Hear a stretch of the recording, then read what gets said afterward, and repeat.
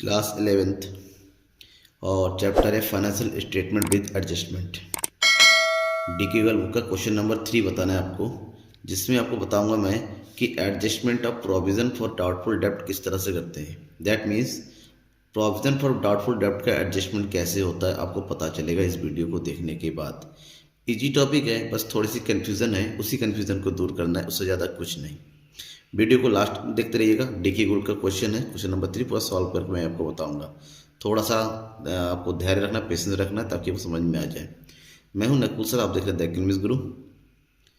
पूरी वीडियो को देखते रहिएगा, मेरे साथ बने रहिएगा, चैनल के साथ बने रहिएगा और सब्सक्राइब जरूर कीजिएगा।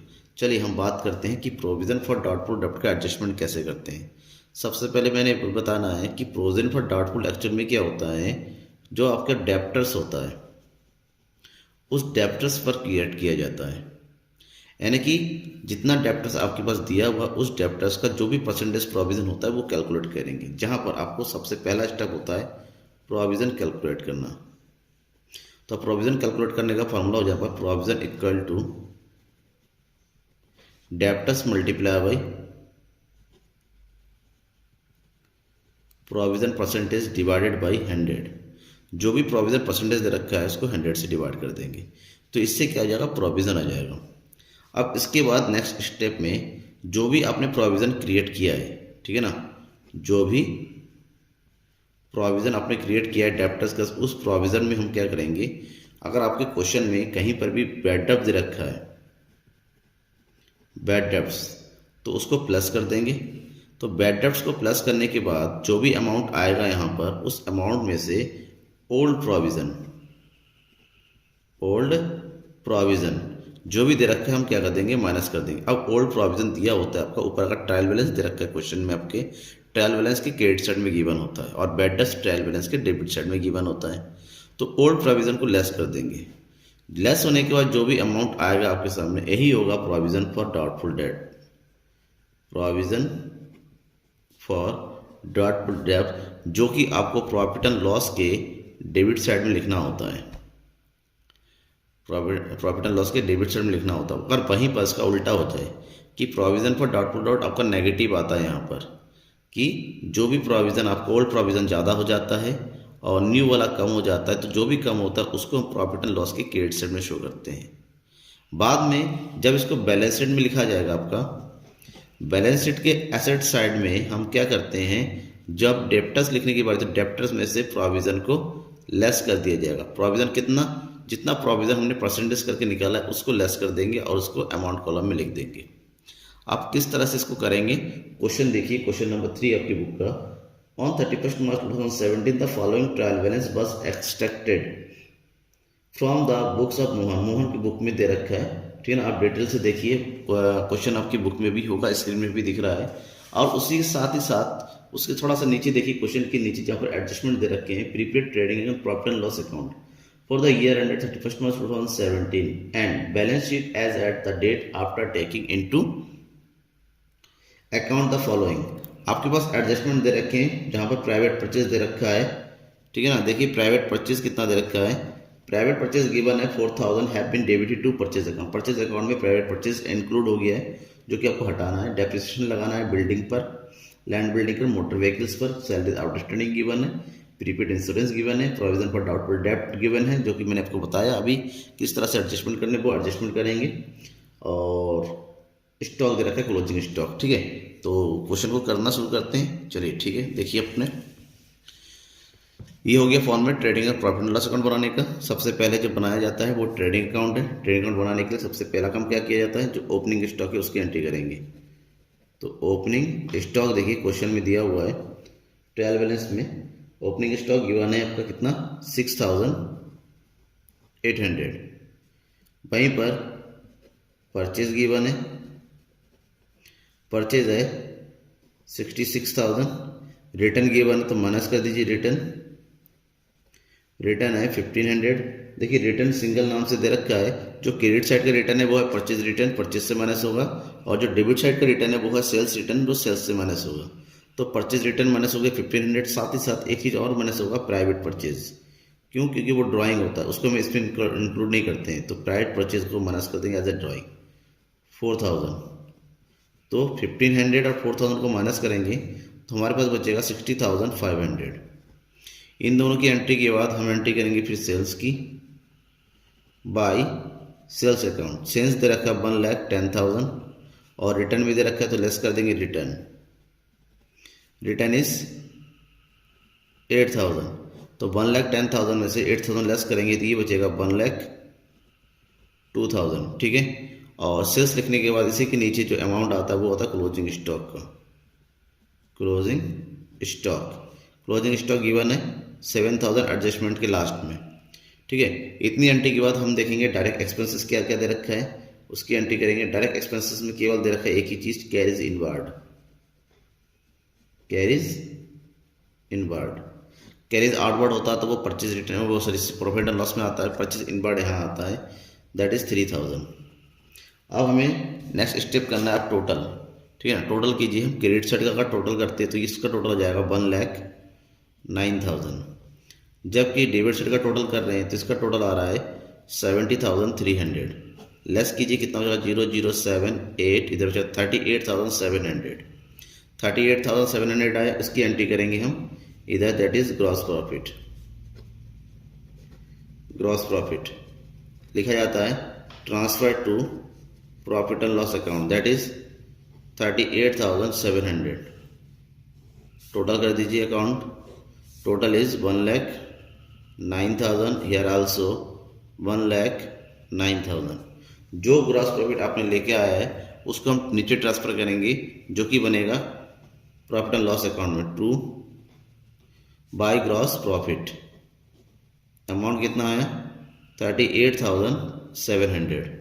ठीक है ना, तो ट्रेडिंग अकाउंट बन के तैयार हो गया है। हम प्रिपेयर करेंगे प्रॉफिट एंड लॉस अकाउंट, और प्रॉफिट एंड अकाउंट जब भी बनाएंगे देखेंगे एडजस्टमेंट में जो जो दे रखा है उसको एडजस्ट करते हुए चलेंगे। ठीक है, फिलहाल ट्रेडिंग अकाउंट में कोई एडजस्टमेंट नहीं था एक प्राइवेट परचेज को छोड़ के। अब हम जितने भी इनडायरेक्ट एक्सपेंसेस उसकी एंट्री करेंगे 1 बाय 1। सबसे पहले क्या दे रखा है, interest on loan. Interest on loan कितना गिवन है 300, कोई एडजस्टमेंट नहीं है, 300 को डाल दिया। फिर क्या दे रखा है कैरीज आउटवर्ड, जितने एक्सपेंसेस है उसको देखिए और डालते चलिए। Carries outward that is 2,500। उसके बाद क्या दे रखा है सैलरीज, और एडजस्टमेंट सैलरी से रिलेटेड एडजस्टमेंट दे रखा है, आउटस्टैंडिंग दे रखा है तो उसमें ऐड कर देंगे प्लस आउटस्टैंडिंग दैट इज 200, तो ये हो गया 9,200। सैलरीज के बाद नेक्स्ट दिया हुआ है रेंट एंड इंश्योरेंस। इसके लिए भी एडजस्टमेंट दे रखा है प्रीपेड, और प्रीपेड को हम लेस कर देते हैं। कितना है 200, लेस कर देंगे तो बचेगा कितना 2,800। ठीक है, इसके बाद रेंट एंड इंश्योरेंस आ गया। इसके बाद हम लिखेंगे एडवर्टाइजिंग गिवन है 3,500। फिर है जनरल एक्सपेंसेस गिवन है 3,400। अब क्या निकालेंगे डेप्रिसिएशन कैलकुलेट करेंगे।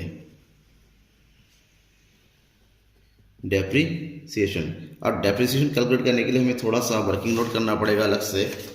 ठीक है, तो चलिए हम करेंगे डेप निकालेंगे working note dep on land and building.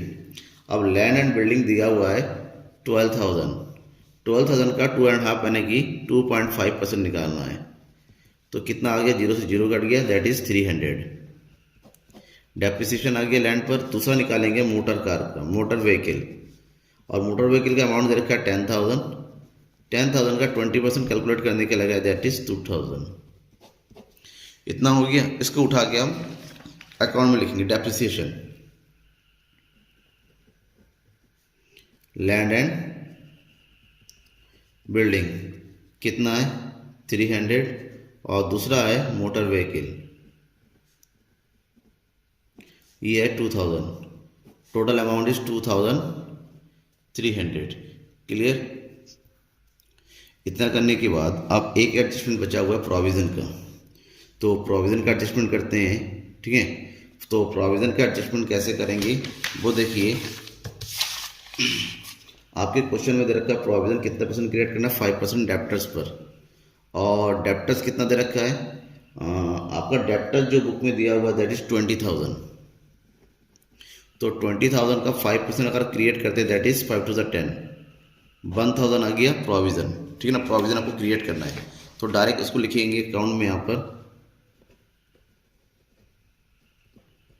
Provision for doubtful डेप्ट दैट इज़ कितना आ गया 1,000। अब जो ओल्ड बैड डेप्ट दे रखा है, ओल्ड बैड डेप्ट जो गिवन है आपके पास बुक में उसकी एंट्री कर दीजिए दैट इज़ 500। तो हो गया ये 1,500। इसमें से लेस कर दीजिए old provision, old provision given है 700 तो आ गया ये 800 की एंट्री कर दिया। ठीक है ना, अब हमें क्या करना है, सबका टोटल, क्रेडिट साइड का टोटल और डेबिट साइड का टोटल। अगर क्रेडिट साइड का टोटल करते हैं तो ऊपर देखिए यहाँ पर क्रेडिट साइड में कुछ नहीं है, केवल एक ही अमाउंट है। ठीक है, सॉरी, एक डिस्काउंट रिसीप्ट दे रखा होता, उसकी एंट्री करेंगे बाय डिस्काउंट रिसीप्ट छोड़ दिया 500 और दूसरा है रेंट रिसीप्ट, रेंट रिसीप्ट 300। अब करिए टोटल, टोटल है क्रेडिट साइड का, यहाँ पर क्रेडिट साइड का टोटल करेंगे दैट इज 39,500 और डेबिट साइड का टोटल कीजिए। सारा डेबिट साइड का जो टोटल आ रहा है इधर इसको और प्रोविज़न मिला के ये हो रहा है 24,800। लेस कीजिए 0 0, 15 में से 8 गया 7 दैट इज 8 में से 4 गया 4 1, 14,700। ये जो आया नेट प्रॉफिट एंट्री कर देंगे हम डेबिट साइड में 2, नेट प्रॉफिट 14,700। अकाउंट क्लोज कर दीजिए 39,500 हियर आल्सो 39,500। अब ये कंप्लीट हो गया हमारा प्रॉफिट एंड लॉस अकाउंट और नेक्स्ट स्टेप में हम तैयार करेंगे बैलेंस शीट। जब बैलेंस शीट तैयार करेंगे तो लायबिलिटीज और एसेट दो साइड तैयार करने, एक बार में एक साइड कंप्लीट करेंगे। लायबिलिटी में कंप्लीट करते हैं तो लायबिलिटी में सबसे पहले आपको लिखना है कैपिटल, कैपिटल दिया हुआ 30,000 और जो भी आपने अभी नेट प्रॉफिट कैलकुलेट किया है उसको ऐड कर दीजिए। नेट लॉस होता तो लेस कर देते बट नेट प्रॉफिट है तो ऐड कर दिया 14,700 दैट इज 44,700। क्वेश्चन में अगर ड्राइंग दे रखा है तो उसको लेस कर देंगे, तो ड्राइंग गिवन है, ठीक है, ड्राइंग गिवन है 5,000। साथ ही साथ जो प्राइवेट परचेज आपने लेस किया था परचेज में से उसको भी यहाँ से लेस कर दिया माइनस प्राइवेट परचेज, ये भी इसका टाइप ऑफ ड्राइंग। तो टोटल 44,700 में से 9,000 को लेस करना है तो लेस करेंगे तो हमें मिलेगा 35,700। कैपिटल की एंट्री के बाद बाकी हम जो भी लायबिलिटीज दे रखा है उसकी एंट्री करेंगे, जिसमें दे रखा है क्रेडिटर्स एंड क्रेडिटर्स आर 10,000। फिर दिया हुआ है bank loan, bank loan is 9,500। फिर दे रखा है बिल्स पेबल, बीपी शॉर्टकट में लिखा जाता है 20,000। और हाँ, आउटस्टैंडिंग दे रखा है आउटस्टैंडिंग सैलरीज 200 रुपीज़। ठीक है ना। अब लायबिलिटी साइड जब कंप्लीट होता है अब एसेट साइड में आते हैं। एसेट साइड में जो भी लिखना है, देखिए कोई बैलेंस तो नहीं दे रखा है, बैंक बैलेंस या कैश बैलेंस। बैंक बैलेंस दे रखा है 3,500 और वहीं पर कैश बैलेंस दे रखा है 2,000। स्टॉक गिवन है 7,000। डेप्टर्स लिखेंगे, डेप्टर्स में एडजस्टमेंट है तो इंक्लूड करेंगे 2,000, जिसमें से हमें लेस करना है प्रोविज़न। जो प्रोविज़न हमने क्रिएट किया था कितने का, 1,000 रुपीज़ का। माइनस होने के बाद नहीं, नेट क्रिएट जो हुआ था 1,000 दैट इज़ 19,000। ठीक है। फिर हम क्या लिखेंगे, मोटर व्हीकल, मोटर व्हीकल से डेप्रिसिएशन माइनस करना है, तो 10,000 माइनस डेप्रिसिएशन इज 2,000, तो अमाउंट कितना हो गया ये 8,000। नेक्स्ट आ गया land and building, land and building है 12,000, जिसमें लेस करना है डेप्रिसिएशन 300। द अमाउंट कितना है 11,700। इसके बाद क्या बचा हुआ है बिल्स रिसीवर BR 6,000 और लास्ट में एडजस्टमेंट से आ जाएगा प्रीपेड इंश्योरेंस 200। अब करना क्या है कुछ नहीं, केवल टोटल में एक चीज़ ध्यान में रखना है कि एसेट्स और लायबिलिटी हमारा इक्वल होना चाहिए, तभी हम मान के चलेंगे कि हमारा क्वेश्चन सही है। क्योंकि एग्जामिनेशन आपको आंसर नहीं मिलेगा, तो आंसर किस तरह सही है गलत है पता तब चलेगा जब आपका बैलेंस शीट टोटल आ जाए। तो उसका टोटल कीजिए, आपको मिलेगा 57,400 एट साइड में, और लायबिलिटी का टोटल कीजिए वहाँ पर भी आ जाएगा 57,400। दोनों साइड का इक्वल होना का मतलब आपका क्वेश्चन का आंसर का जो है सही होना बताता है, ठीक है ना। अगर आपके आंसर में कहीं पर भी कोई गलती है तो बैलेंस शीट मैच नहीं करेगा, टैली नहीं करेगा। अगर मैच होता हुआ केवल कोइंसिडेंस हो सकता है केवल एक। Thank you everyone.